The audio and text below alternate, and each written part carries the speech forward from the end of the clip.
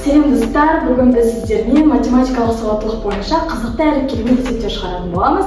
Ендеше кеттік, let's go, поехали. Алдымен өзімді таныстыра кетсем, аты жөнім Амарханова Назерке, нөмір 145 орта мектептің 11 сынып оқушысымын.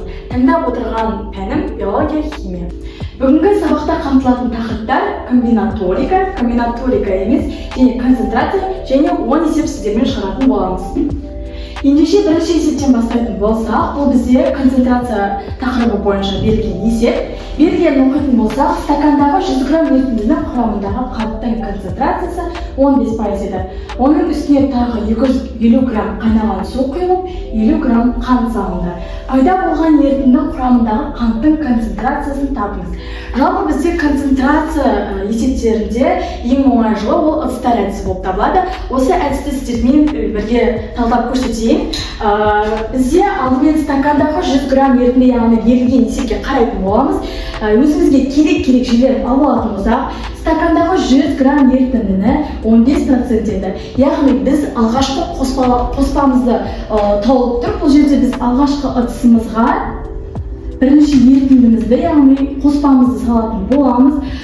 Бірінші, яғни қоспаның массасын төбесіне, ал концентрациясын, яғни пайызын оны төменгі бөлігіне орналастырамыз. Міне мына жерге 100, мына жерге 15% жазамыз. Одан кейін оның үстіне тағы 250 грамм қайнаған су құйылған, яғни сосын 50 грамм қант салынған. Яғни өздеріңіз біліп тұрғандай, бұл жерде бір емес 3 қоспа болып табылады. Яғни 3 ыдыс саламыз деген сөз.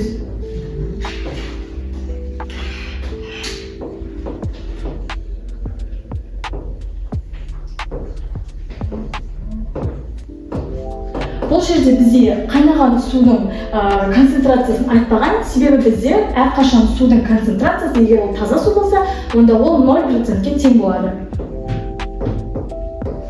Ал 50 грамм қант салынды деген, ол бізде таза 50 грамм қант салынса, онда ол 100%-ке тең. Енді осы қоспалардан шыққан ерітіндіні қалай табамыз деген сұрақ болатын болса, онда алдымен біз берілген массаларды бір-біріне қосып, жалпы ерітіндінің массасын тауып аламыз. 100-ге 250-ді, одан 50-ді қосқанда бізде 400 деген сан шығады. Ал концентрацияларды ешқашан бір-бірлеріне қоспаймыз, өйткені бұл қате ереже болып табылады. Ол жерді біз X деп беретін боламыз. Ендеше есепті шығаратын болсақ, әрі қарай енді біз 100 граммды 15%-ке көбейтетін боламыз. Осылай шығарамыз, яғни 100 көбейту 15, қосу 250 көбейтілген 0, қосу 50 көбейтілген 100. Тең болады 400 көбейтілген X. Жалпы теңдеуді шығару барысында бізде 16-да 25% шықты. Бұл бізде жаңағы ерітіндінің құрамындағы қанттың концентрациясы болып табылады. Ол бізде әрине D вариантында сәйкес келеді екен. Енді екінші есепке тоқталатын болсақ, берілген оқиық. Екі хром кесегінің салмақтары 210 және 140 грамм. Олардың құрамындағы тастың мөлшері сәйкесінше 56 және 21% болса, оларды бірге қосып есептегендегі хром кесегінің құрамындағы тасы қанша пайыз? Бұл есепті тура жаңағы әдіспен шығаратын боламыз.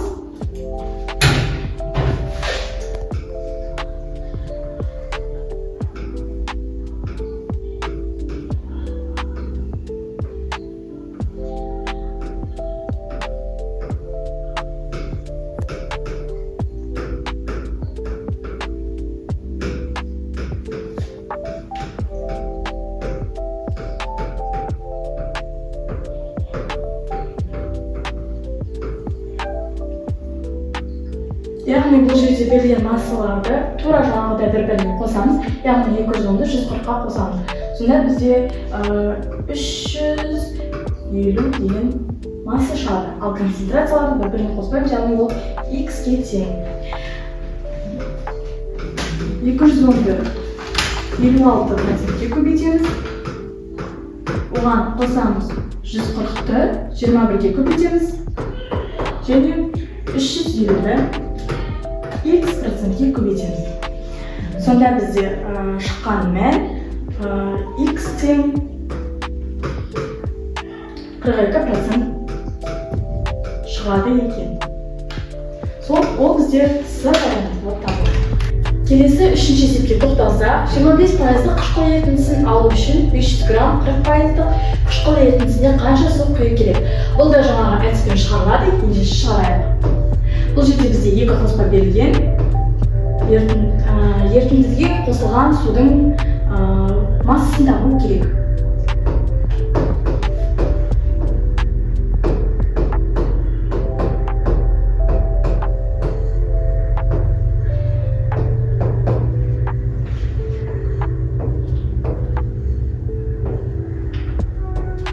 Бізде әрқашан судың концентрациясы 0%-ке тең болады. Бізге оның массасын табу керек.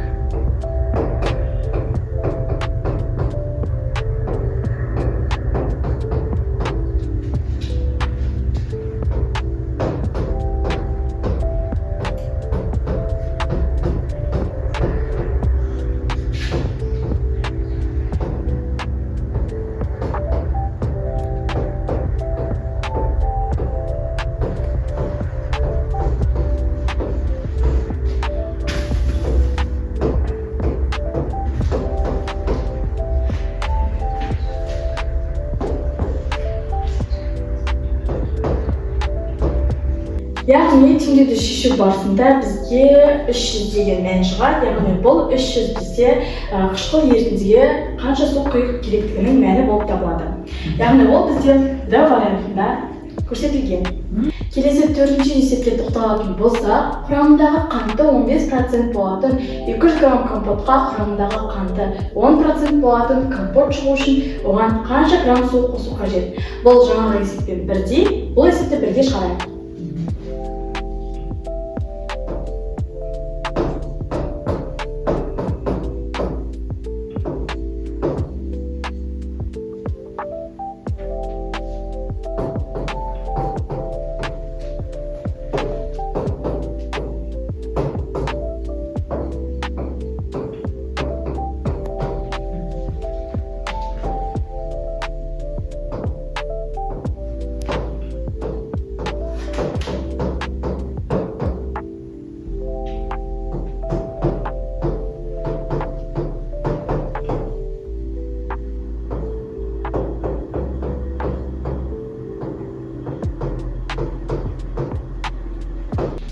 Төртінші есептің де теңдеуін шығарған кезде бізде компотқа 100 грамм су қосу қажет екен. Ол бізде Д варианты болып табылады. Ендігі бізде бесінші есеп, бұл бізде концентрациядағы соңғы есеп болып табылады. 15 грамм 30%-дық қышқыл ерітіндісімен 45 граммдық 10%-дық қышқыл ерітіндісін араластырылды. Пайда болған жаңа ерітіндінің концентрациясын табыңыз. Бұл жерде бізде әрине екі қоспа берген.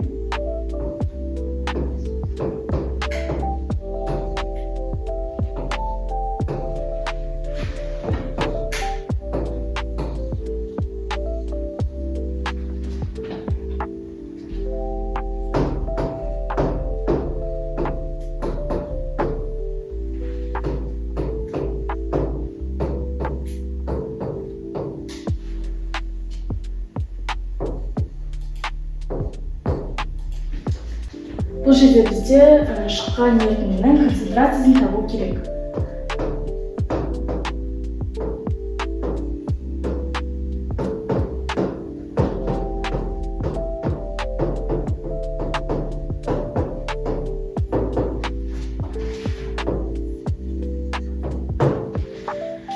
Енді есептеп жіберсек, 14-ге 450 шығады, ал 45-ті оңға көбейткенде 450 шығады.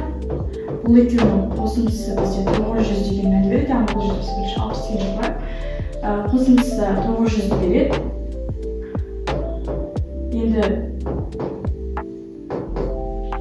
x-ті табатын болса, x тең 15%-ге тең болады екен. Ол бізде С варианты. Келесі бізде бізде берілген 6-шы есеп бізде екінші тақырыбымыз комбинаториканың есебі болып табылады. Алдымен берілгеніне мән беретін болсақ, сыныптағы 25 оқушының ішінен 2 кезекшіні неше тәсілмен таңдап алуға болады. Бұл есепті біз тең формуласымен шығарамыз. Неліктен десеңіздер, себебі бұл жерде орын маңызды емес, 2 кезекшінің де атқаратын ісі функциясы 1. Ендеше мына формулаға берілген сандарымызды қойып шығарайық. Яғни 25-ті біз астына, ал 2 кезекшіні үстіне жазатын боламыз. 25 факториал, жақшаның ішінде 25 азайту 2 және 2 факториал болып табылады. Алдымен астын шығарып алған тиімді, яғни 25-тен 2-ні азайтамыз, 23 факториал және 1-мен факториал дегеніміз сол сандардың 1-ден бастап сол санға дейінгі көбейтіндісі болып табылғаннан кейін 1-мен 2-ні көбейткенде бәрібір 2 деген сан шығады. Ал астын біз осы 23 деген санға теңестіріп алсақ, яғни 23 факториал және 24 көбейту 25 деп алатын болса, онда 23 факториал мен 23 факториал қысқарады да, 24 пен 22-ні де қысқартамыз, онда 12 деген сан шығады. Онда 1 және 12-ні 25-ке көбейткенде бізде 300 деген сан шығады екен. Яғни сыныптағы 25 оқушының ішінен 2 кезекшіні 300 тәсілмен алуға болады.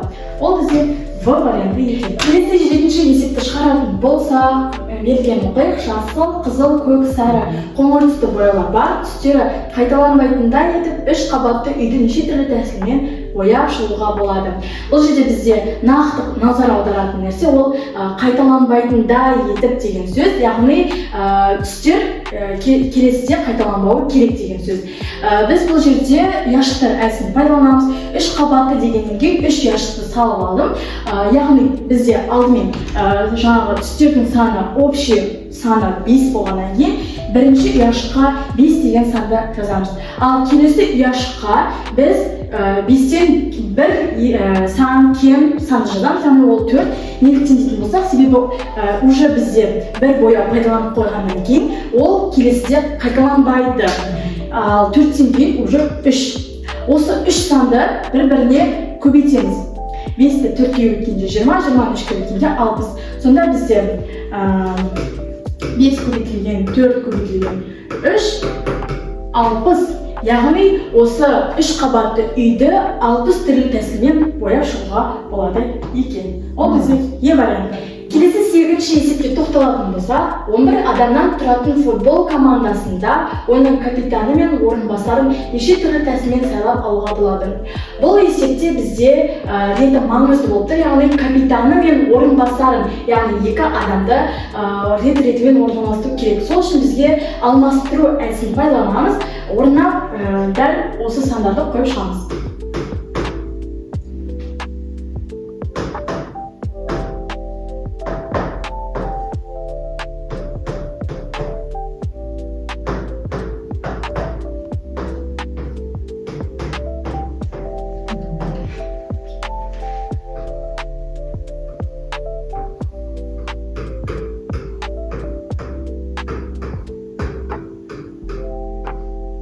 Сонда бізде 9 факториал мен 9 факториал қысқарады да, 10 мен 11-ді көбейтеміз. Ол бізде 100 оған тең болады.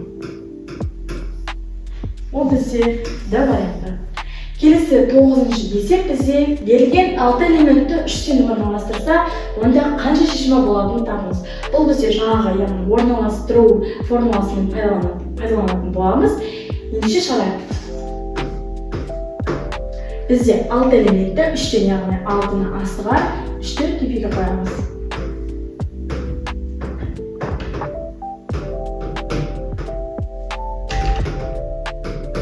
Алтыны 3-тен азайтамыз, 3 факториал шығады. Ал 6 факториалдан 3-ке теңестіреміз, 3 көбейту, 4 көбейту, 5 көбейту, 5 көбейту 6. Сонда бізде 3 факториалды қысқартамыз. Және мына 3 санды көбейткенде 120-ға тең болады. Ал 120 деген вариант ол бізде Дәйекке. Келесі бізде соңғы есебіміз, ол цифрлері қайталана алатын болса, 1, 2, 3, 4, 5 цифрлерінен қанша үш таңбалы сан құруға болады. Бұл жерде берілгеніне қарай қайталана алатын болса деген сөз келетін болса, бұл да бізде ұяшықтар әдісімен қолданылады. Яғни бұл жерде бізде үш таңбалы сан дегендіктен 3 ұяшықтан тұрады деген сөз екен. Яғни бізде нақты 5 берілген сан, яғни қайталана алатын болса, ал бірінші 5 қоямыз, одан кейін тағы 5 қоямыз, одан кейін тағы 5 қоямыз. Себебі олар қайталана алады, бірінен кейін бірі. Оларды көбейтеміз, сонда бізде 125 деген мәнді береді екен. Ол бізде Д вариантына тең.